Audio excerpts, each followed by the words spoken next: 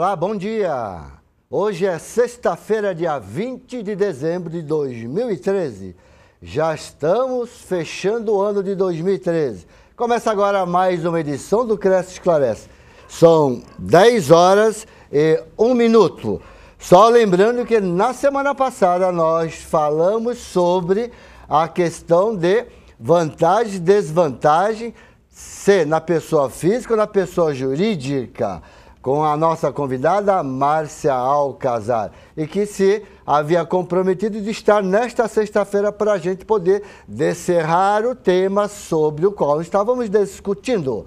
Porém, por um imprevisto, ela não pôde comparecer e nós vamos então falar hoje sobre o Código Civil Brasileiro, responsabilidade do corretor de imóveis no exercício da atividade profissional. Este tema também foi você que escolheu. E nós estamos com a enquete no ar, entre no site do Cresce, www.cresce.gov.br, e vote. Qual é o tema que você gostaria que nós comentássemos aqui na TV Cresce, no programa Cresce Esclarece? E para falar do tema de hoje, nós estamos com um convidado, Dr. Milton Moreira de Barros Neto, advogado militante há 5 anos, inscrito na OAB sob o número 286-274. Em nome do nobre presidente José Augusto Viana Neto e toda a sua diretoria, já gostaria de agradecer a presença do Dr. Milton, que vai nos ajudar e colaborar, dando dicas e sugestões sobre o Código Civil Brasileiro, falando no capítulo 13 do artigo 722 ao 729. Dr. Milton, muito obrigado por sua presença no programa Cresce Esclarece. Eu agradeço, conselheiro Gilberto Iog, um bom dia. Um bom dia também a todos os internautas, aos corretores de imóveis que nos acompanham. Gostaria também de aproveitar a oportunidade e parabenizar a toda a diretoria pelo trabalho que vem realizando aqui no Conselho Regional dos Corretores de Imóveis do Estado de São Paulo e agradecer a oportunidade de estar aqui no seu programa, no qual eu sempre acompanhei o da semana passada, que foi muito esclarecedor, e estamos à disposição. Um cordial bom dia a todos.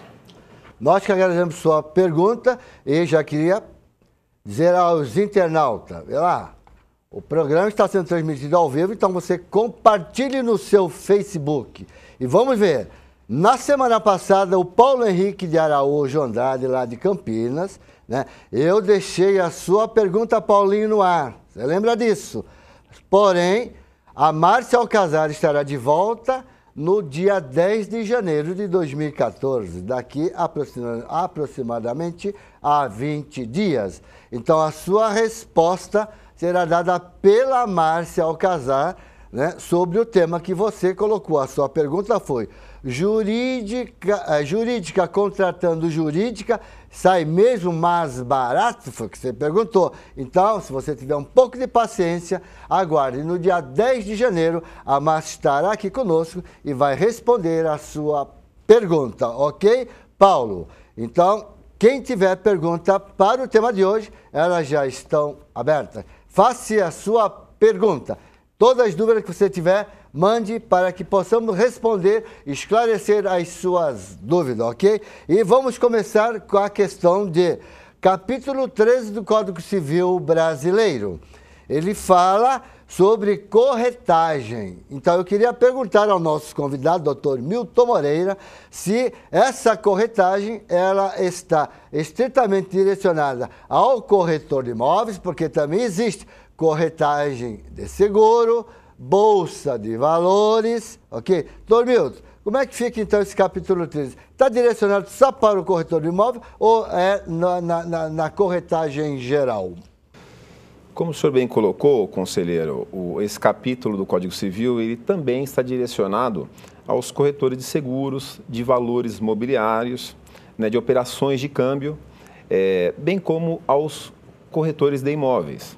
É importante frisar que a legislação, né, pela Lei 6530 de 78, e que foi regulamentada pelo Decreto 81871 de 78, regulamenta a profissão dos corretores de imóveis, né? É importante também mencionar que o corretor de imóvel, para realizar o processo inscricionário, ele é obrigado a possuir o curso técnico em transações imobiliárias. Então, além, né, desse capítulo, desses artigos, os 722 e seguintes, também a lei federal regulamenta a profissão. Muito bem, então, colega que nos acompanha nesta manhã de sexta-feira, dia 20 de dezembro, você também precisa se multiplicar orientando os seus colegas corretores, seus amigos, sobre essa questão do capítulo 13, do artigo 722 ao 729, onde cabe a responsabilidade também a nós, corretores de imóveis brasileiro. E as perguntas estão abertas. Eu queria fazer uma pergunta, então, olha, doutor Milton. Um proprietário de imóvel, ele está vendendo uma casa térrea porque existe um problema de infiltração que é crônica. Se pinta, daqui a pouco a umidade sobe, mancha tudo de novo e alguém da família tem problema de umidade, então ele não pode mais ficar neste imóvel. Ele contrata o corretor de imóveis para vender esse imóvel. E a pergunta vem justamente nessa questão. O corretor de imóveis faz esta intermediação, né? Só que ele não fala para o comprador que existe esse problema crônico. E o comprador também, por acaso, poderá ter esse problema de alguém ter problema de bronquite, não é esse? Não pode. Passados 6 meses, 5 meses, 1 ano, ele descobre esse problema e ele vai reclamar para o corretor ou para o vendedor que omitiram essa questão da umidade da casa que está gerando problema de saúde da família dele. Doutor Milton, o corretor de imóvel que vendeu e omitiu, ele responde perante a legislação? O corretor de imóvel, ele tem a obrigação, né, o dever de diligência. Ele tem o dever de presteza, de prestar toda a informação ao cliente. Ele tem que fazer a intermediação imobiliária como se o imóvel fosse para si próprio. Ele tem que ter esse cuidado em verificar todas as informações. Se porventura ele tiver esse conhecimento de que havia uma infiltração ou de que o imóvel estava com algum problema estrutural, ele não comunicar ao interessado, informando, né, daquele vício, sem dúvida alguma ele responderá, né, por essa medida, por essa postura. Ele responderá por esse vício oculto, conforme a responsabilidade civil. Então, é importante que o corretor de imóvel ele avalie, ele diligencie para verificar em que condição encontra-se o imóvel, para verificar não só a condição estrutural, mas também a documentação do imóvel, né, tirar todas as certidões para que sim, a intermediação imobiliária possa ser plena, completa e que a informação, acima de tudo, seja prestada aí aos clientes. Salvo engano, é o artigo 723 do Código Civil Brasileiro. Dá uma consultada ali, uma lidinha, então é mais ou menos por aí o que está dizendo lá o artigo 723. Muito bem. Agora vamos fazer uma outra colocação aqui ao nosso convidado. Prestar serviço de intermediação imobiliária. Qual é o procedimento correto? Isto é bom você prestar atenção nessa resposta, não é? Fazer corretagem. Qual é o procedimento correto? Principalmente quando a gente se fala, estamos no século XXI, nós estamos no mundo moderno. No mundo moderno, eu costumo dizer, não é mais aquele mundo em qual os grandes comiam os pequenos, ou os grandes engoliam os pequenos. O mundo moderno é do ligeiro que come o lerdo. E o ligeiro é aquele que detém a informação na crista da onda. Por isso que tem esta pergunta, não é? Prestar serviço de intermediação imobiliária. Qual é o procedimento correto? Vamos perguntar ao Dr. Milton Moreira.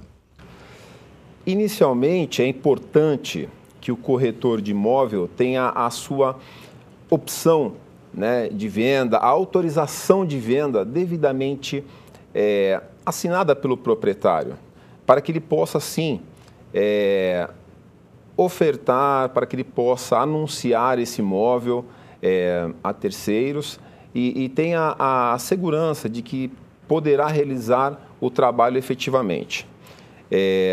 Dentro, né, dessa intermediação, a partir do momento que houver um interessado neste imóvel, é muito importante que ele verifique, né, a documentação para que se existe, né, se há alguma restrição do direito de propriedade desse imóvel, alguma penhora, né, algum problema com algum usufruto, por exemplo, verificar as garantias reais, se existe alguma hipoteca ou alienação fiduciária, alguma disputa judicial, por exemplo, que se porventura envolver este imóvel, alguma questão de família, alguma questão de sucessão. Verificar também alguma restrição, se há ou não restrição de cunho urbanístico, se há alguma restrição daquele imóvel para determinada finalidade, né? É muito importante prestar esse tipo de informação ao interessado, ao comprador.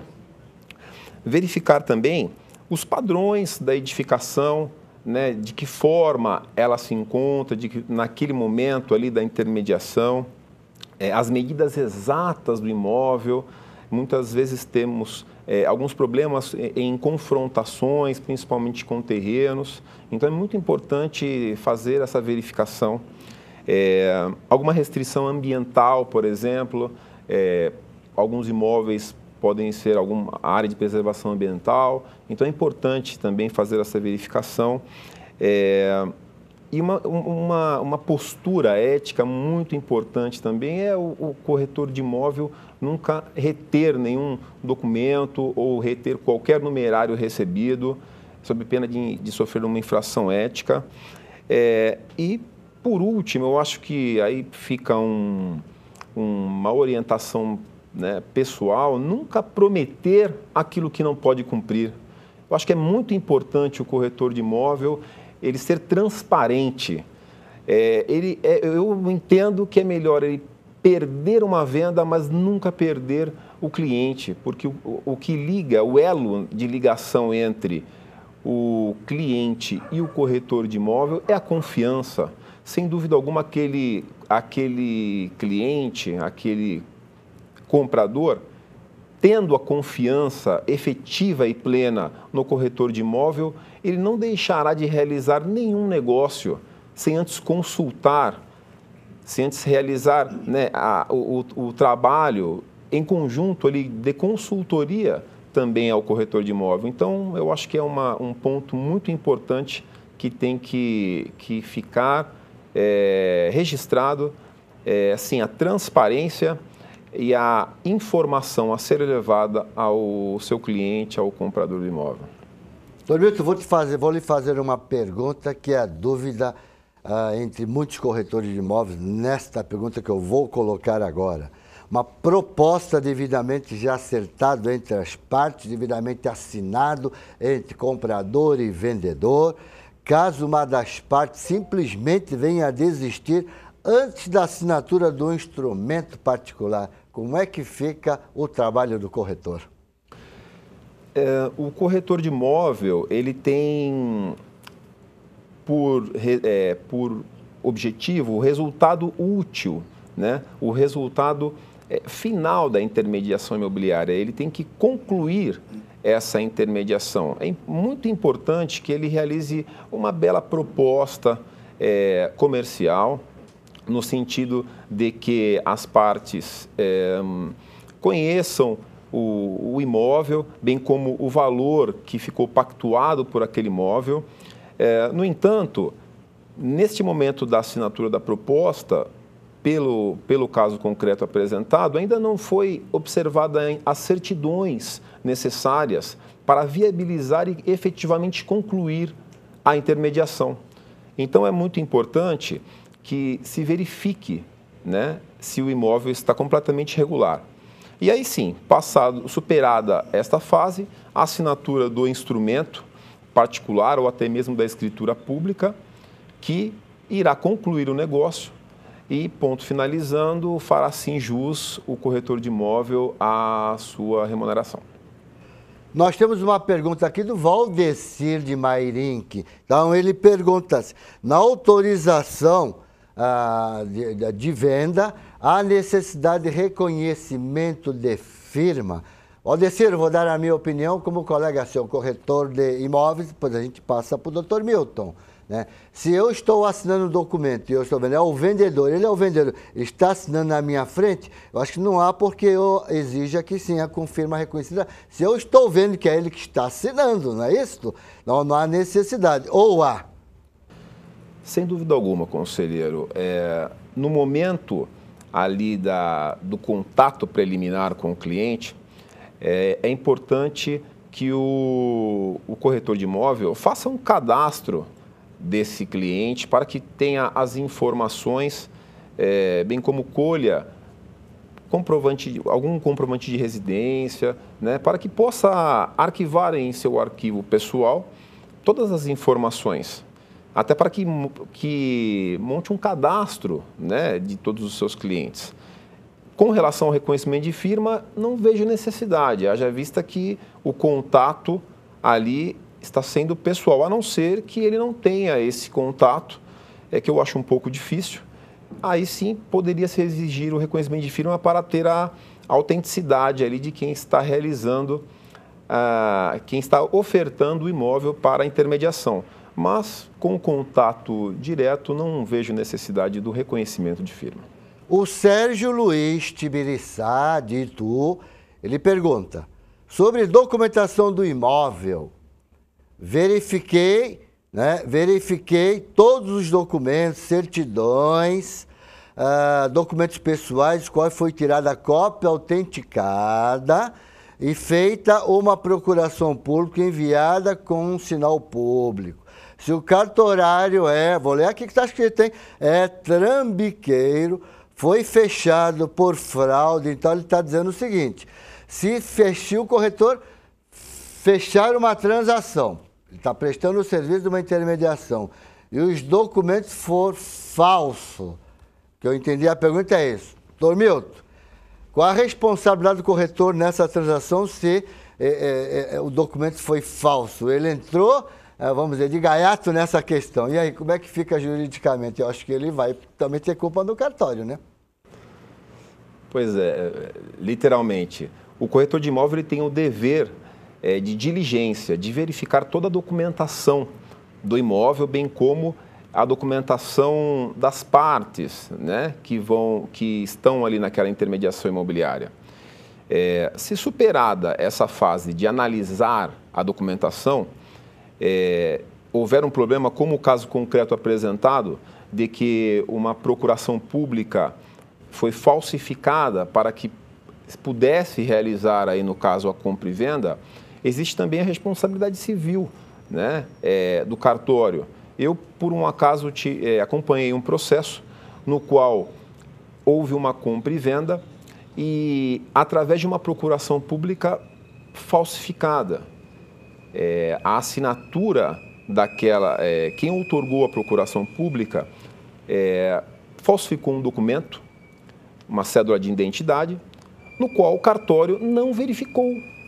Então, o negócio foi realizado em outra comarca, através de uma procuração pública, e um processo que durou praticamente 10 anos, ao final, decretou a procedência da ação e anulando aquela compra e venda em razão daquela procuração falsa. Então, é muito importante verificar, como eu já mencionei anteriormente, guardar toda a documentação em arquivo próprio também, para que, se porventura algo do gênero acontecer, o corretor de imóvel conseguir demonstrar que efetivamente prestou todo o seu dever e toda a sua obrigação de prudência na intermediação imobiliária.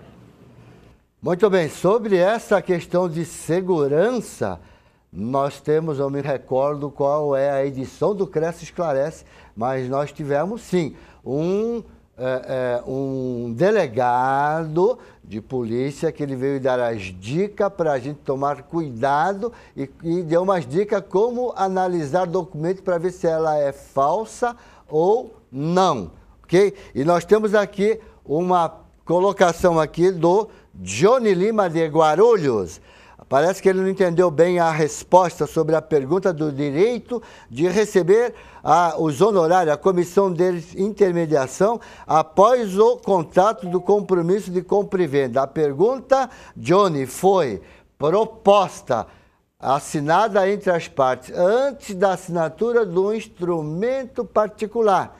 Não é posteriormente. Assinou com o instrumento particular, aí já está decidido. Ocorre que alguém desistir, não é? Não por culpa, né? Simplesmente diz uma parte, simplesmente desistir, ok? Então, óbvio que o honorário é devido ao corretor de imóveis, está lá no contrato, que você vai citar no contrato esta questão, não é isso? É importante você citar o seu trabalho e o valor do seu honorário neste contrato como intermediador desta transação, não é, doutor Milton? Sem dúvida. Complementando a resposta ao corretor Johnny Lima, a pergunta foi referente à proposta, né? Sem dúvida alguma, Johnny, se é assinado efetivamente o instrumento particular ou a escritura pública e o corretor de imóvel ele realizou com diligência, com presteza o seu trabalho, ele sim fará jus. O objeto, né, a relação do profissional corretor de imóvel é de resultado e, nesse caso concreto, sem dúvida, ele alcançou o resultado aí da intermediação imobiliária, ele concluiu o negócio. Então, sem dúvida alguma, nesse caso, ele fará jus, sim, aos honorários de corretagem. Então, seguindo mais ou menos dentro desse mesmo raciocínio, vamos fazer uma colocação um pouco diferente agora. Se um corretor, vamos dizer, contrato de prestação de serviço para alienar um imóvel, com exclusividade, o proprietário vende direto ou um outro colega corretor venha fazer esta transação para o proprietário. A pergunta é, o detentor da exclusividade terá direito aos honorários profissionais, doutor Milton? Sem dúvida. Se o contrato de exclusividade, né, a autorização com exclusividade estiver vigente e esse corretor de imóvel ele estiver atuado com diligência, estiver realizado anúncios, estiver demonstrado este imóvel a clientes, ele está atuando, ele está efetivamente trabalhando este imóvel no mercado. E possuindo exclusividade, se porventura o proprietário vender este imóvel a algum interessado que este corretor que possui a exclusividade mostrou ou diligenciou, ou até mesmo vender por um outro corretor, ele fará sim jus aos honorários de corretagem, já vista que ele tinha essa autorização com exclusividade e o imóvel foi vendido dentro deste período. Colega, lembre-se de uma coisa, documento é fato importante para o corretor de imóveis. Você tem uma exclusividade, vai mostrar os imóveis, não custa nada colher também uma declaração desta pessoa visitante, ok? Para que você possa provar que foi você que levou esta pessoa, porque vai valer até depois de ter vencido o seu contrato de exclusividade, porque você foi a pessoa que levou este cliente lá. Isso é válido também, ok? Então vamos agora falar de uma outra questão. O artigo 726, doutor Milton, ele diz o seguinte: o corretor não terá direito a honorário se comprovado inércia ou ociosidade. Como comprovar por parte de quem for entrar uma situação de inércia ou ociosidade? Então vamos traduzir. Para mim, inércia ou ociosidade é preguiça. Vamos, numa palavra, escrever, é preguiça. Então vamos dizer, é aquela pessoa que tem preguiça, tem que fazer a coisa acompanhada de começo ao fim. É que eu entendo. Então, o vendedor não quer pagar porque você foi inerte, você foi ocioso. Como é que seria essa questão? Como é que ele faria para se defender, para não querer pagar o honorário ao corretor? Ele vai ter que se documentar, não é? O advogado vai ter que escrever alguma coisa que o corretor não fez e está provando. É por aí o caminho, doutor Milton? Sem dúvida, conselheiro. Complementando até a pergunta anterior, quando da da intenção, da proposta, né, da intermediação imobiliária, o corretor de imóvel que possuir essa autorização com exclusividade, ele tem sim que realizar toda a tratativa, ele tem que anunciar, ele tem que publicar sobre o imóvel, tem que diligenciar, mostrar o imóvel a clientes. Ele não pode simplesmente ficar inerte, né? Apenas e tão somente ter o contrato, a autorização com exclusividade e não realizar nenhum ato, ficar apenas ocioso. Se porventura demonstrada essa ociosidade, essa inércia, ele não fará jus aos honorários de corretagem se porventura esse mesmo imóvel for comercializado por algum outro corretor de imóvel ou até mesmo o proprietário vender este imóvel diretamente a um interessado, o corretor de imóvel não fará jus aos honorários. Mas, repito, se ele tiver autorização com exclusividade e estiver atuando com diligência, com presteza, e este imóvel for vendido por algum outro corretor ou até mesmo pelo proprietário, aí sim ele fará jus ao recebimento dos honorários. Já estamos chegando ao final da nossa edição do Cresce Esclarece, dia 20 de dezembro de 2013, mas eu ainda tenho aqui uma pergunta para fazer ao Dr. Milton. Milton, eu como corretor de imóvel tenho um interessado, um comprador. O meu colega tem um imóvel que esse comprador gostaria de adquirir. Muito bem, nós vamos fazer uma parceria. Se der algum tipo de problema, existe essa condição. O meu cliente é o comprador e o cliente do meu colega é o vendedor. Ou os dois respondem se der um problema. Como é que funciona essa questão judicialmente? Sem dúvida alguma, os corretores, eles atuando em conjunto, responderão solidariamente por qualquer ato praticado de forma negligente, imprudente, nessa intermediação.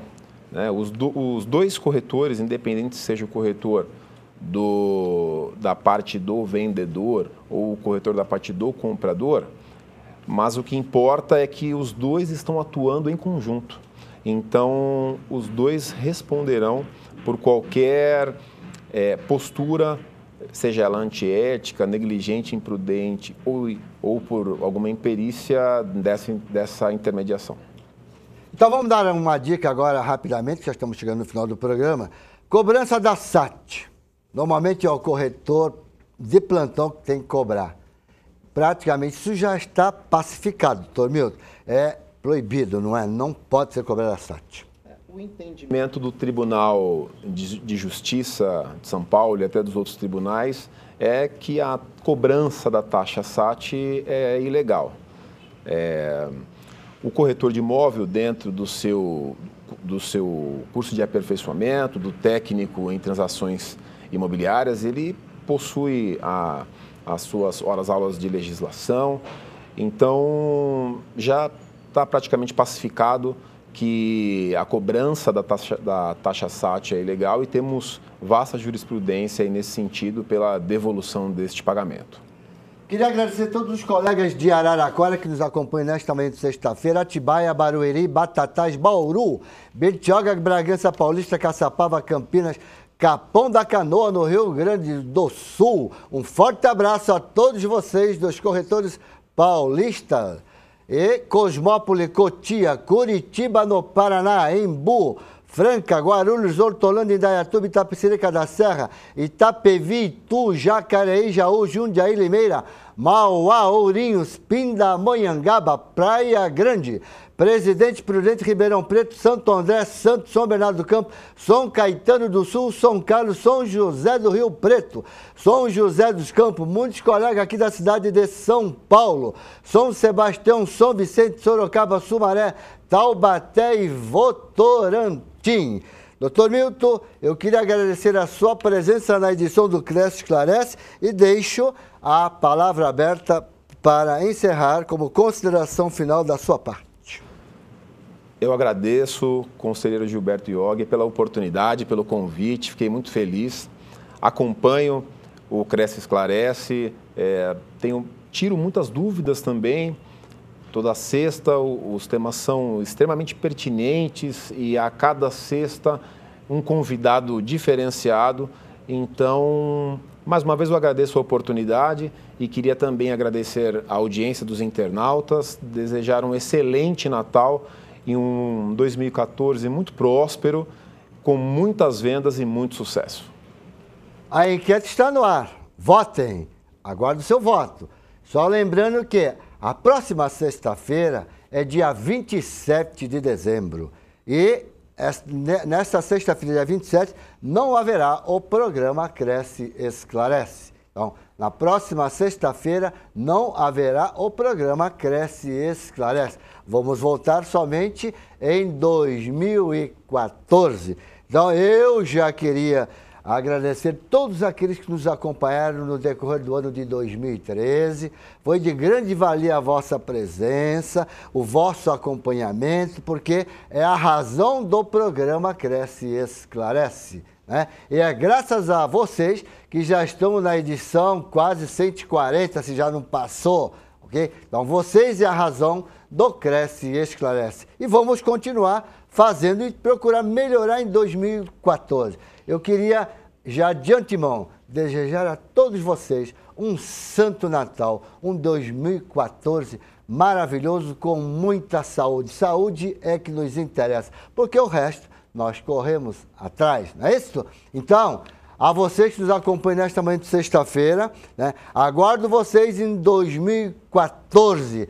Tenha aí um Feliz Natal e uma virada de ano com o pé direito, né? Ok? 2014 é um ano de Copa, é um ano de eleição, é um ano que vai nos prometer muito, né? Pé direito é tudo, ok? Então a todos vocês, tchau, Feliz Natal e um bom ano novo, boas festas. Até lá, aguardo vocês, tchau.